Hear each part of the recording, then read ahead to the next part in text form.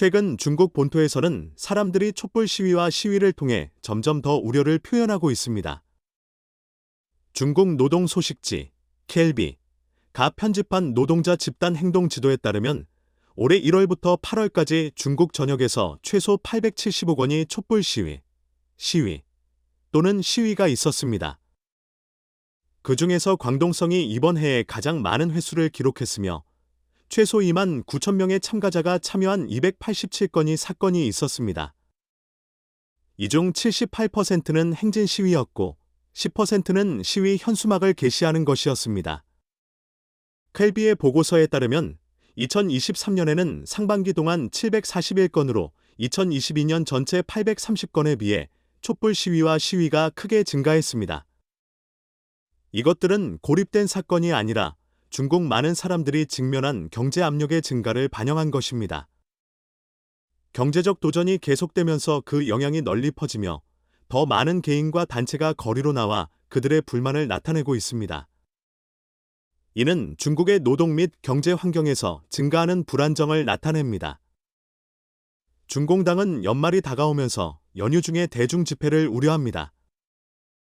그들은 이전에 크리스마스 이브 및 크리스마스 데이 축하 행사를 금지했으며 이제는 신년 집회를 제한하고 있습니다. 이는 정권의 취약성을 나타냅니다. 최근에는 중공당이 가장 강력한 세대에 직면한 것으로 보인다고 인터넷 사용자들이 외쳤습니다. 2024년 신년이 다가오면 전국 곳곳에서 연말 행사를 자제하라는 공지가 있습니다. 역사적인 사건으로 중국 학생들이 연휴를 위해 시위하는 것은 이상한 일입니다. 학생 대표에 따르면 수천 명의 남녀 기숙사 거주자들이 12월 28일 밤 11시쯤 시위를 시작했습니다. 학교는 보안이 시위를 기록하도록 허용하며 학생들을 홍콩 시위와 유사한 폭동을 부추기는 것으로 비난했습니다. 누구에게도 처벌 없이 협상할 것을 약속했지만 학교는 후에 이 약속을 어기었습니다. 학생들의 주요 요구는 3일의 휴식이었습니다. 학교에 일관되지 않은 행동으로 시위 학생에 대한 징계 조치가 취해졌습니다. 그러나 학생 대표는 동기들이 보여준 단결과 용기에 감사의 표시를 했습니다. 최근에는 천진 미술학원의 신입생들이 학교의 교육체제를 비판하는 현수막을 게시했습니다. 그들은 모든 전공에 대한 의무적인 1년간의 현실적인 회화 교육에 반대했으며 이는 그들의 미래 직업과 관련이 없다고 생각했습니다.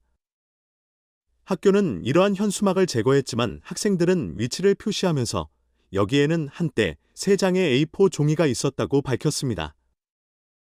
학교는 이러한 표식을 칠하려 했지만 학생들은 여기에는 한때 3장의 A4 종이가 있었다고 주장하며 이를 무시했습니다. 실상은 다르지만 희생당한 사건으로 인해 대규모 시위가 발생했습니다. 허난성 상고시 닝닝군에서 14세 소년이 학교 교사에 의해 고문으로 사망한 사건이 발생했습니다. 그러나 학교는 자살이라 주장하며 공개적인 관심을 불러일으켰습니다.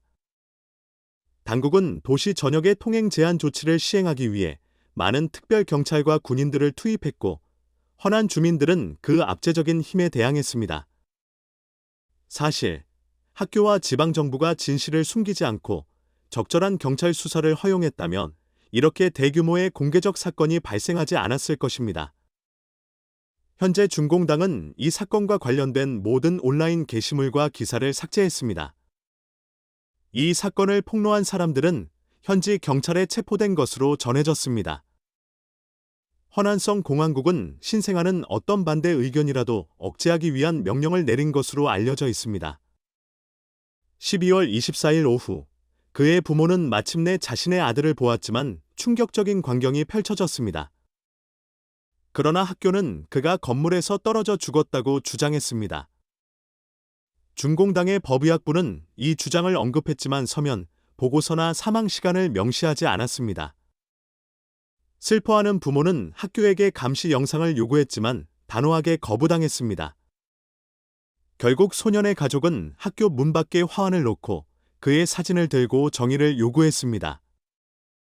수많은 시민과 경찰을 포함한 대규모의 군중이 모여서 경찰을 말없이 만들어 버렸습니다.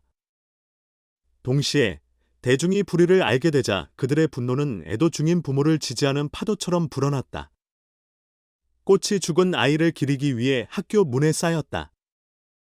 점점 더 많은 사람들이 학교에서 시위에 참가했으며 경찰 장애물과 학교 문을 뚫고 학교 리더의 사무실로 향했다. 그들은 사무실을 파괴하고 리더의 검은 차를 에워쌌다.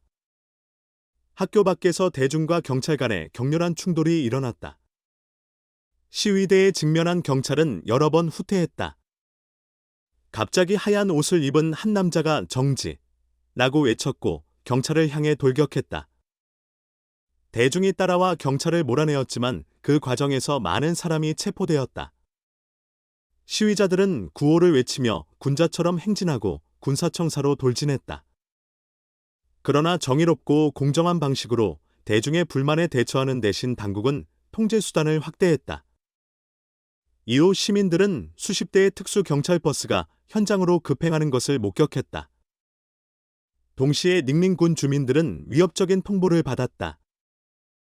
모든 사람에게 닝닝군과 유화가든 지역을 피하도록 권고했다. 군 전역의 모든 입구는 엄격한 통제하에 있었으며 체포된 사람은 자신이 결과를 감수해야 한다는 경고가 있었다. 군에 해결해야 할 문제가 있는 사람들은 방문을 연기하도록 했다. 특히 유아가든에서 학교에 다니는 아이들의 부모들은 소셜미디어 플랫폼에서 부정적인 정보를 공유하지 말라고 주의받았다. 이러한 정보를 전파하는 사람은 해당 법적 결과를 직면하게 될 것이다. 같은 날, 상구시는 짙은 안개를 원인으로 하여 고속도로의 일부 구간을 부분 폐쇄했고, 그 후로는 상구 소관의 모든 고속도로가 폐쇄되었다.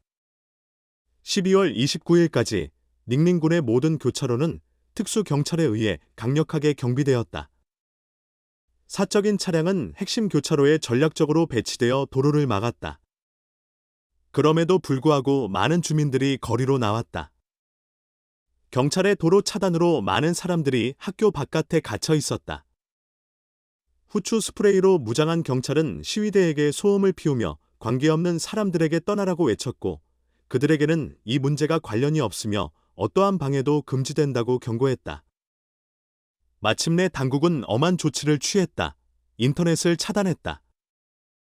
중국 외교부는 외부에서 중국은 세계에서 가장 안전한 나라라고 선언했지만 그들 자신의 외교장인 칭강은 두드러지게 결석했다. 전체 도시가 정부로부터 진실을 요구했다. 당국은 사실을 드러내는 대신 투명성의 저항뿐만 아니라 억압적인 전술에까지 치달렸다. 중마오 타운 소유주들은 임대료와 경찰 폭력에 반발하다. 최근에 12월 9일에는 중국 후베이 성창샤 지구 중마오 타운의 수백 명의 부동산 소유주들이 모여 자신들의 상점 반환과 경찰 폭력에 반대하기 위해 시위를 벌였다. 그들은 노크와 후려치는 소리를 내며 쇼핑센터를 행진했다. 그들의 주요 우려사항은 세입자가 미지급한 장기 임대료와 주장된 경찰 폭력이었다. 이 시위는 저녁까지 계속되었고, 경찰은 부동산 소유주로부터 현수막을 압수하려고 시도하여 소소한 충돌로 이어졌다. 비디오에는 쇼핑센터 내외의 다수의 부동산 소유주가 임대료를 받지 못했습니다. 중마오 타운이 전율하고 있습니다. 중마오 타운에 피가 흘렀습니다. 와, 임대료를 지불하지 않고 점령된 비열한 비즈니스. 와 같은 메시지가 담긴 하얀 천으로 만든 현수막을 들고 있는 것이 포착되었다. 자신들의 상점에서 임대료를 받지 못한 좌절감에 시달리며 약 3,000명의 부동산 소유주들이 2019년 이후 권리를 적극적으로 방어해왔다.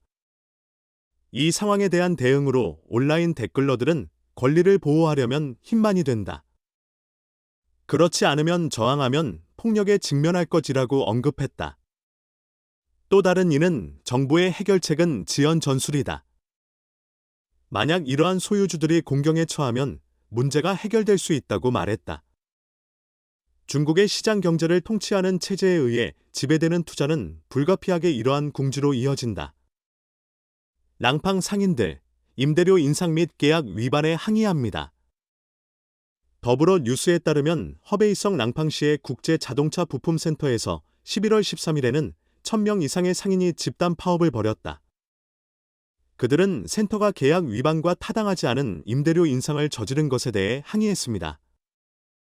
일부 상인은 이미 10월에 임대료와 관리비를 납부했다고 주장했지만 11월에 관리자는 추가 관리비로 2만 위안 이상을 요구하여 계약을 위반했다고 주장합니다. 비디오 클립에는 국제 자동차 부품센터 외부에서 항의하는 많은 상인들이 우리의 집을 돌려주세요. 우리의 집을 돌려주세요. 라고 외치는 모습이 포착되었습니다. 송능에서 운하를 폐쇄하려는 당국의 시도로 충돌이 발생합니다. 8월 5일, 헤이룽장성 지앙빈시 송능구 수자원국은 전진타운의 운하를 폐쇄하기 위해 인원을 파견했습니다. 잠재적인 홍수를 우려한 시민들은 부서의 직원들과 충돌했습니다.